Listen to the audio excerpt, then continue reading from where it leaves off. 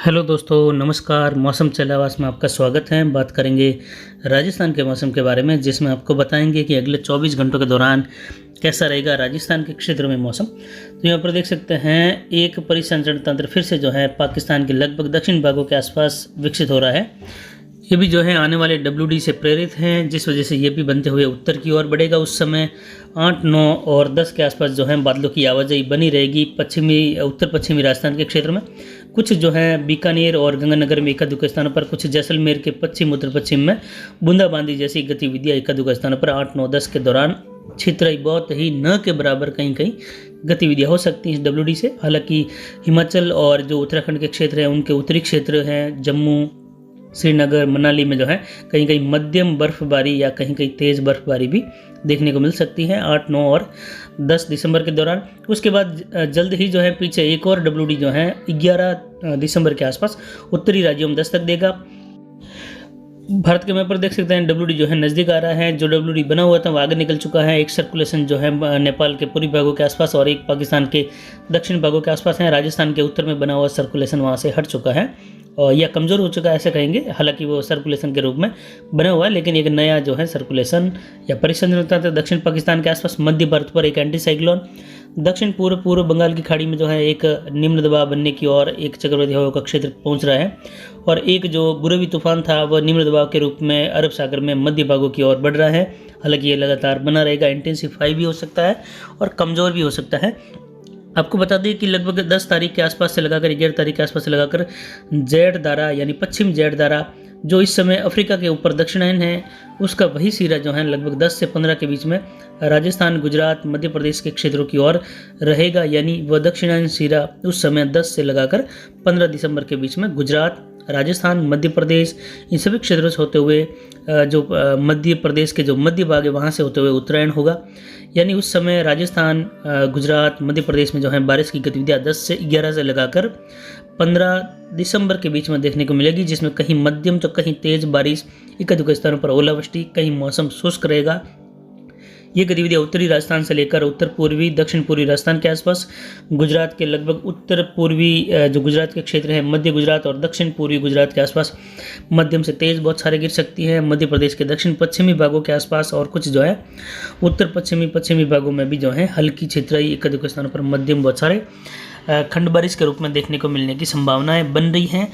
और आने वाले समय में जो अनार के किसान हैं राजस्थान, गुजरात के, उनके लिए भी हैं कि सर्दी की गतिविधियाँ 18, 19 दिसंबर के बाद में बढ़ सकती हैं। तो जिनका भी जो है अनार पका हुआ या फिर कह सकते हैं बगीचा जो है फल तुड़ाई की ओर तैयार हैं, तो वह किसान जो है 18, 19 दिसंबर के आसपास से लगाकर अगले 5 दिनों के या 7 दिनों के दौरान बीच में जो है तुड़ाई शुरू करवा सकते हैं। क्योंकि उसके बाद जब लगातार न्यूनतम तापमान 5 डिग्री के आसपास बना रहेगा, अधिकतम जो है 20 से 25 डिग्री के बीच में, तो उस समय जो भी जो है साफ़ सुथरे फल हैं जो पके हुए हैं, उनके जो है क्रैकिंग की समस्या उस दौरान जो है 5-7 दिन की सर्दी लगातार रहने के बाद क्रैकिंग शुरू हो जाएगी, तो उसमें समस्या बढ़ सकती है, माल ख़राब भी हो सकता है। तो किसानों को जो है ध्यान देने वाली बात अब है, क्योंकि इतने महीनों की मेहनत जो है आपके की हुई है और अब जो रेडी है, जो माल तैयार हैं, उनकी ओर आपको ध्यान देने की ज़रूरत है कि आने वाली सर्दी जो है अब नुकसान कर सकती है।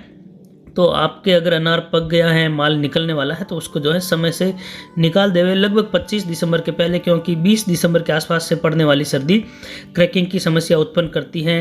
जो अंतिम दिन है दिसंबर के, वहाँ तक जाकर उस समय अगर आप देखेंगे 1 सप्ताह बाद, तो क्रैकिंग काफ़ी बढ़ चुकी होगी। और यही क्रैकिंग की समस्या अगर आप उस समय भी फल नहीं तोड़ते हो, अगर आप जनवरी का जो पहला सप्ताह है और दूसरा सप्ताह जो शुरू होता है, या कह सकते हैं पहला सप्ताह जो अंतिम दिन है वहाँ से लगाकर या 10 तारीख के आसपास जनवरी में देखते हैं, तो बहुत ज़्यादा ये क्रैकिंग की समस्या उस समय बढ़ जाती है अगर माल तुड़ाई नहीं हो रही है तो।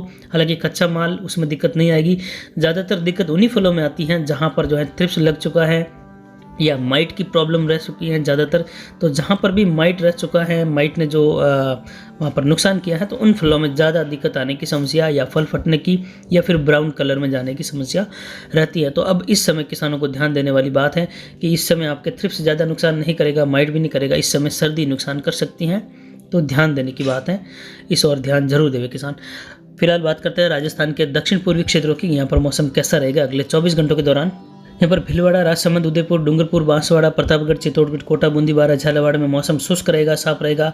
कहीं पर भी बादलों की आवाजाही होने वाली नहीं है। धूप खिली रहेगी। आने वाली 11 तारीख से लगाकर लगभग 13-14 के आसपास यहाँ पर हल्की छितराई, बूंदाबांदी जैसी गतिविधियां एक-दो स्थानों पर मध्यम बौछारें भी गिर सकती है, यानी लगभग 10 से 15 मिलीमीटर तक की बारिश कहीं कहीं, बाकी ज़्यादातर 2-3 या 2 से लगाकर 5 मिलीमीटर तक की बारिश की गतिविधियां आने वाले समय में देखने को मिल सकती हैं, ऐसी संभावनाएं बन रही है।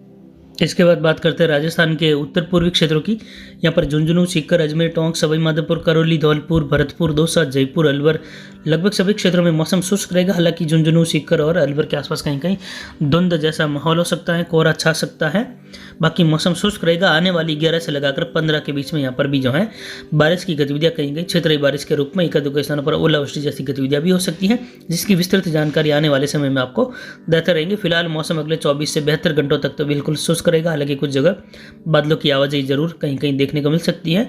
एक-दो स्थानों पर बौछार मात्र जो है अलवर से लगाकर सीकर और झुंझुनू के आसपास गिर सकती है, जिसकी संभावनाएं भी जो है 1% के आसपास बन रही है। इससे ज़्यादा नहीं, यानी न के बराबर बारिश नहीं होगी। एक आदि स्थान पर कहीं कहीं बौछार जैसी गतिविधियां 8-9 के आसपास हो सकती है, लेकिन वह भी नाम मात्र। इसके बाद बात करते हैं राजस्थान के उत्तर पश्चिमी क्षेत्रों की। यहाँ पर गंगानगर, हनुमानगढ़, चूरू, नागौर, बीकानेर के क्षेत्रों में देखा जाए तो मौसम शुष्क व साफ रहेगा। हालांकि गंगानगर में कहीं कहीं बादल छा सकते हैं। कल से कुछ घने बादलों की आवाजाही गंगानगर, हनुमानगढ़, उत्तरी बीकानेर और उत्तरी चूरू के आसपास देखने को मिल सकती है। एक-दो स्थानों पर बौछारें जैसी गतिविधियां भी अगले 72 घंटों के दौरान गंगानगर, हनुमानगढ़ और कुछ बीकानेर के क्षेत्रों में एक-दो जो है उत्तर पश्चिम जैसलमेर के आसपास देखने को मिल सकती है, लेकिन कोई खास या अच्छी वाली बारिश ये नहीं होने वाली है। बूंदाबांदी जैसी गतिविधियां जरूर कहीं कहीं हो सकती हैं। ये WD आज रात को जो है दस्तक देगा। हालांकि ये भी जो है कमज़ोर WD है, लेकिन जो उत्तरी पहाड़ी हिमालय राज्य है वहाँ पर कहीं कहीं हल्की मध्यम बर्फबारी ये जरूर देगा, यानी इससे थोड़ी सर्दी की गतिविधियां बढ़ सकती है। लेकिन फिर से जो है अगले आने वाले WD के कारण बनने वाला परिसंचरण तंत्र जो है नमी वाली हवा जैसे ही बढ़ेगा, तो नमी वाली हवाओं के कारण तापमान बढ़ेगा और फिर से जो है 2 दिन की सर्दी के बाद फिर से गर्मी या जो है गर्माहट जैसा माहौल महसूस होगा। सर्दी बिल्कुल कमज़ोर पड़ जाएगी उस समय भी। इसके बाद बात करते हैं राजस्थान के दक्षिण पश्चिमी क्षेत्रों की। यहाँ पर पाली, जालौर, सिरोही के क्षेत्रों में भी मौसम शुष्क व साफ रहेगा। धूप खिली रहेगी। बाड़मेर, जैसलमेर, जोधपुर में भी यही हाल रहेगा। शुष्क साफ मौसम रहेगा। तापमान लगभग न्यूनतम जो है 12-13 के आसपास, अधिकतम जो है लगभग 28 से 30 डिग्री के आसपास या 31 तक भी कहीं कहीं जा सकता है। जैसलमेर के उत्तर पश्चिमी क्षेत्र है वहाँ पर, यानी जो बाप तहसील के क्षेत्र हैं, कुछ पोखरण के हैं, वहाँ पर आने वाले 8 और 9 दिसंबर के दौरान कहीं कहीं बूंदाबांदी जैसी गतिविधियां एक-दो स्थानों पर हो सकती हैं बॉर्डर पर। बाकी कोई खास गतिविधियां यहाँ पर देखने को नहीं मिलेगी। हालांकि आने वाले WD से कुछ गतिविधियां विशेष हो सकती है या नहीं भी, तो उसकी भी जानकारी जो है विस्तृत आने वाले समय में लगातार आपको देते रहेंगे। ये WD निकलने के बाद अगला WD जो है 11 तारीख को लगभग दस्तक दे सकता है। उस समय जेट दक्षिणायन होगी, तो देखना ये होगा कि ये सिस्टम जो है उसका परिसंचरण तंत्र भी लगभग गुजरात के आसपास से विकसित हो सकता है।